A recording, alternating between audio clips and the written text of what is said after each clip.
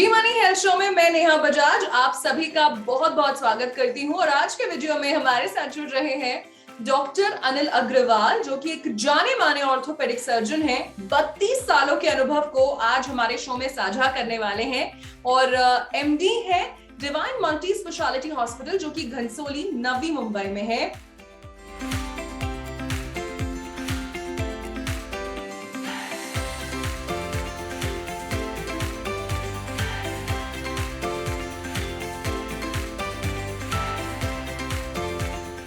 Doctor Agarwal, आपका बहुत बहुत स्वागत है। धन्यवाद। एंड डॉक्टर अग्रवाल, आज हम बात करने वाले हैं लोअर बैक पेन की, जिसको हम साइटिका कहते हैं।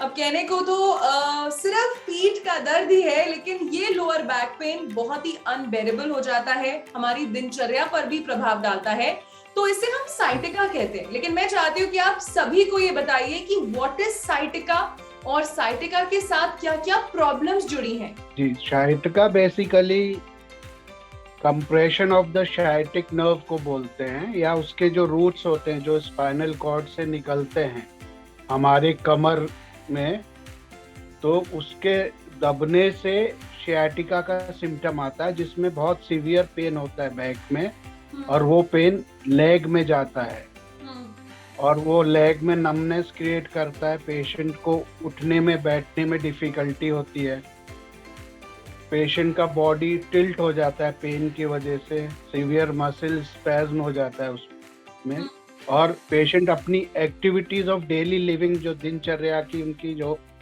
होती है, काम वगैरह नहीं कर पाते हैं पेन की वजह से।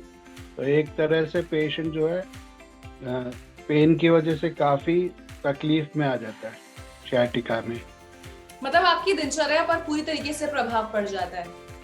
जी जी, उसमें क्या कांस्टेंट पेन होता है कमर में, और लेग में नमनेस होती है, तो उठने बैठने में कुछ भी वो करते हैं अपना एक्टिविटीज, उसमें पेशेंट को तकलीफ होती है।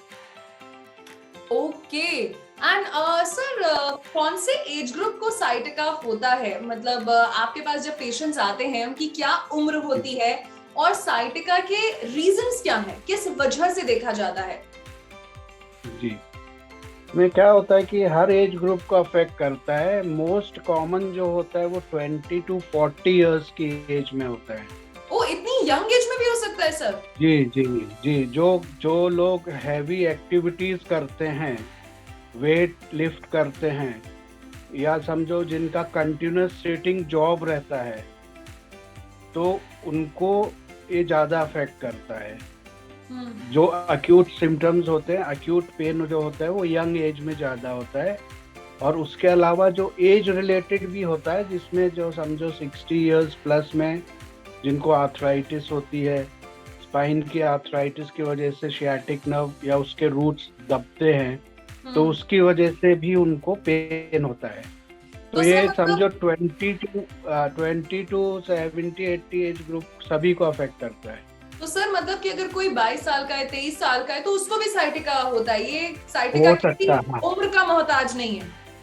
नहीं नहीं नहीं, किसी को भी हो सकता है, क्योंकि आप देखेंगे कि जैसे जो जिम जाते, जिम में किसी ने हैवी वेट उठा लिया, तो उनका डिस्क जो है हर्निएट हो जाता है, स्लिप हो जाता है, जिसको कॉमन लैंग्वेज में स्लिप डिस्क बोलते हैं, और वो सियाटिक रूट्स या सियाटिक नर्व के ऊपर प्रेशर डालने लगता है, उससे उनको पेन चालू हो जाता है। ओके। एंड सर, अमूमन जैसे अगर हम साइटिका के सिम्टम्स की बात करें, लक्षण की बात करें, सो हमारे सभी दर्शकों को आप ये बताइए कि कौन से ऐसे रेड फ्लैग्स हैं, अलार्मिंग साइंस हैं कि ये अगर महसूस हो रहा है, ये लक्षण है, तो तुरंत एक ऑर्थोपेडिक सर्जन को या एक ऑर्थोपेडिक डॉक्टर को जरूर दिखाएं। जी, अगर पेशेंट को समझो लो बैक पेन है और उसका जो पेन है लेग में रेडिएट करता है, समझो हिप एरिया में, थाई में, काफ मसल्स में, और अप टू द टोज, क्योंकि सियाटिक नर्व का डिस्ट्रीब्यूशन स्पाइन से लेके टोज तक होता है, तो मोस्टली जो सियाटिक के सिम्टम्स होते हैं वो बैक को और लेग को अफेक्ट करते हैं। और इसमें मोस्टली क्या होता है कि एक लेग अफेक्ट होता है, 90% of the time one leg is affected. तो ये यूनिलैटरल डिजीज होता है। कभी कभी दोनों लेग भी अफेक्ट हो सकते हैं, बट वो कम होता है। ज्यादातर जो डिस्क होती है वो एक तरफ हर्निएट करती है, तो या तो राइट लेग में पेन होगा या लेफ्ट लेग में पेन होगा। तो अगर किसी को पेन हो रहा है और समझो उनको पिन्स एंड नीडल्स का सेंसेशन हो रहा है, लेग में कंटिन्यूस पेन हो रहा है, इलेक्ट्रिक शॉक जैसा लग रहा है, या उनको नमनेस आ रही है पैर में, और ये पीछे की तरफ होता है, मतलब हिप से लेके जांघ के पीछे और काफ में और सोल में, तो वो रेड फ्लैग सिम्टम्स होते हैं, जिसमें फिर उनको कंसल्ट करना चाहिए ऑर्थोपेडिक सर्जन को। ओके एंड आपने सर हमें बड़े विस्तार से समझाया। अगर आपको लोअर बैक पेन है, यानी कि नीचे साइड आपको दर्द है जो हिप एरिया और आपके थाई एरिया तक जाता है, और नीडल जैसा दर्द है, शॉक जैसा दर्द है, ये साइटिका हो सकता है, तो ऐसे में आपको डॉक्टर को जरूर दिखाना है। एंड डॉक्टर, आपके पास जब पेशेंट्स आते हैं तो क्या साइटिका ऐसा है कि आपने 6 महीने इलाज किया, स्प्रे लगाया, ऑइंटमेंट लगाया और ठीक हो गया, या ये लाइफ लॉन्ग चलता है? कैसे करते हैं आप साइटिका का इलाज? जी, इसमें क्या होता है कि एक ग्रेड्स रहते हैं, किसी को सिम्टम्स कम रहते हैं और किसी को ज्यादा रहते हैं। तो से 90% of patients they recover with conservative treatment, मतलब उनको सर्जरी का जरूरत नहीं पड़ता है। ज्यादातर लोग सिंपल मेथड्स जैसे रेस्ट है, फिजियोथेरेपी है, कंटिन्यूस लंबर ट्रैक्शन लगाते हैं, फिर IFT रहता है, इंटरफेरेंशियल करंट थेरेपी देते हैं, और कुछ पेन का मेडिसिन रहता है, एंटी इन्फ्लेमेटरी ड्रग्स जो रहते हैं, प्लस मसल रिलैक्सेंट्स होते हैं जो कि मसल के स्पैज्म को कम करेंगे और पेन को कम करेंगे। उसके अलावा हॉट पैक्स भी लगाते हैं, आइस पैक्स भी लगाते हैं जो कि पेन में रिलीफ करते हैं।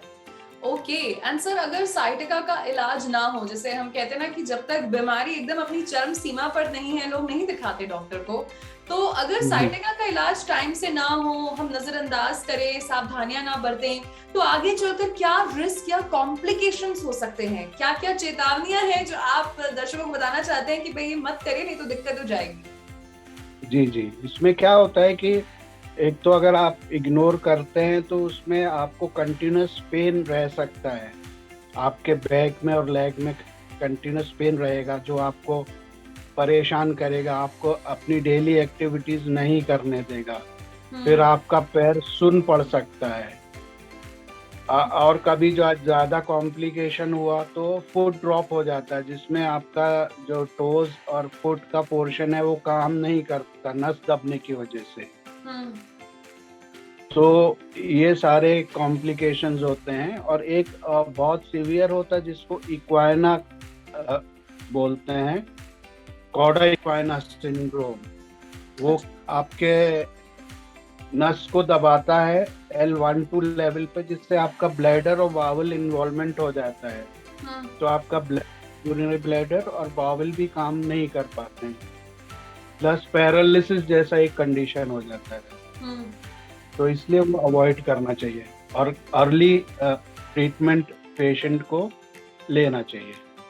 डेफिनेटली एंड सर, आपने हमें अर्ली ट्रीटमेंट यानी कि देरी नहीं करनी है, लक्षण अगर आपको दिख रहे हैं आपको दिखाना ही दिखाना है। अब ऐसा मत समझिए कि ये सिर्फ एक उम्र के बाद हो सकता है, साइटिका किसी को भी हो सकता है।